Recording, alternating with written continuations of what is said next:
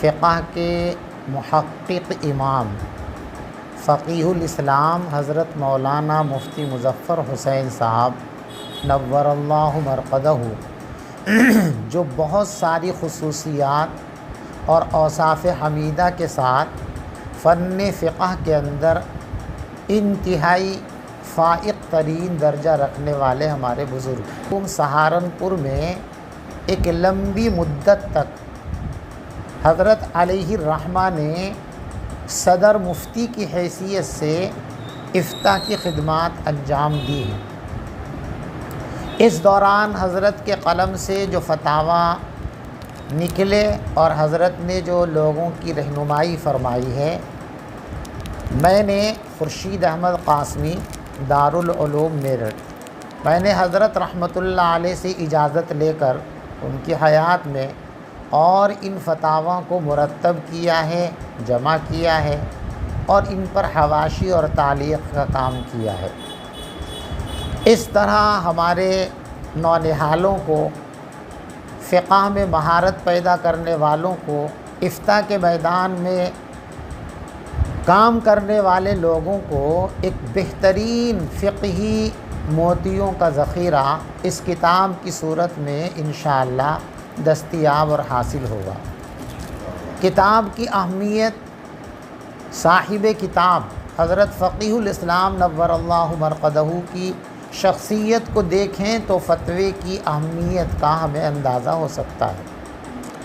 दुनिया में जितने बड़े लोग हैं, उलमा हैं, क़लमकार हैं, मुसन्निफ़ीन हैं, असातिज़ा हैं, उनके अक़ीदतमंदों का एक हल्क़ा होता है, शागिर्दों का हल्क़ा होता है और वो तमाम हल्क़े उस शख्सियत को नुमाया करने और बढ़ाने में बहुत कुछ किरदार अदा करते हैं। उमूमन उसके अंदर मुबालग़ा आराइयाँ भी शामिल हो जाती हैं, गैर हकीकी बहुत सारी बातें भी उसमें आ जाती हैं। लेकिन किसी शख्सियत पर एतमाद हो उनके असातिज़ा की तरफ से, उनके बुज़ुर्गों की तरफ से, तो ये उनके फ़न के मुसल्लमा होने की बड़ी शहादत है। हज़रत फ़क़ीहुल इस्लाम नव्वरल्लाहु मरक़दहू को अल्लाह ने ये मकाम अता फ़रमाया था। दुनिया की अज़ीम तरीन फ़न हदीस की शख्सियत हज़रत शेख ज़करिया नव्वरल्लाहु मरक़दहू जो हज़रत फ़क़ीहुल इस्लाम रहमतुल्लाह अलैह के उस्ताद हैं, बहुत सारे फ़िक़ही और हदीस से ताल्लुक़ रखने वाले मामलात में हज़रत फ़क़ीहुल इस्लाम नव्वरल्लाहु मरक़दहू से इस्तिफ़सार फरमाते थे और उनकी राय पर अमल करते थे।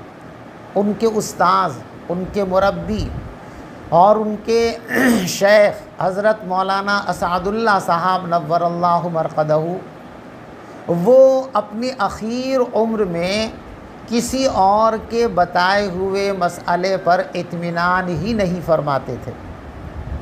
जब हज़रत कोई मसला बता देते तो फरमाते कि बेटा अभी इत्मीनान हो गया।